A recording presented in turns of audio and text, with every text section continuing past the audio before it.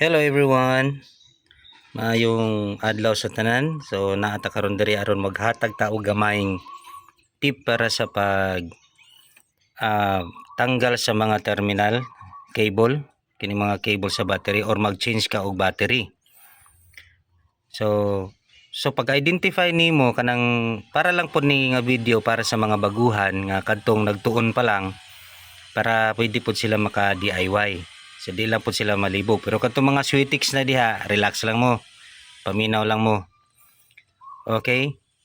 Ang negative, klaro man na siya sign nga negative, ang positive na ay sign nga plus. Pero usahay ang battery dili kay nimo ma-identify ma dagko og terminal. Unsa tong tambok gamay mao siya ang positive katong nga aries na bitaw. Pag ang gamay mao na siya ang ground. So ang imong buhaton, unahon nimo tanggal gyud si ground or negative. Para inig pag wala na ni si negative, inig tanggal nimo kay positive. Kung mudikit man ning imong tools asa sa body, kini mga body diri kani kana tanan kana kini spark man na kay pa man kay negative. So dapat tanggalon sa daan si negative bago si positive. Okay? Og pagbalik pod ninyo, unsa tong ulahi ninyo gitanggal, maupod ang una ninyo ibalik. So pagbalik ninyo diri, unahon ninyo si positive bago si negative.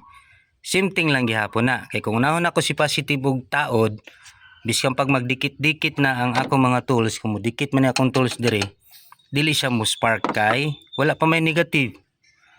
So ilast na pod nimo ni. Okay, klaro? Pag magtanggal, unahon si negative, sunod si positive. Pagbalik sa battery, unahon si positive, iulahi si negative. Okay, kuha. Aron safety mo, dili mambuto inyong fuse o wala pa maapektahan ng mga electronic side sa imong mga sakyanan. Okay, klaro? Kana lang sa karon nya sunod mahatag na pud tag ubang mga info para ni sa mga baguhan na nga kadtong mag DIY. Ang nakaibalo na, relax lang. Salamat.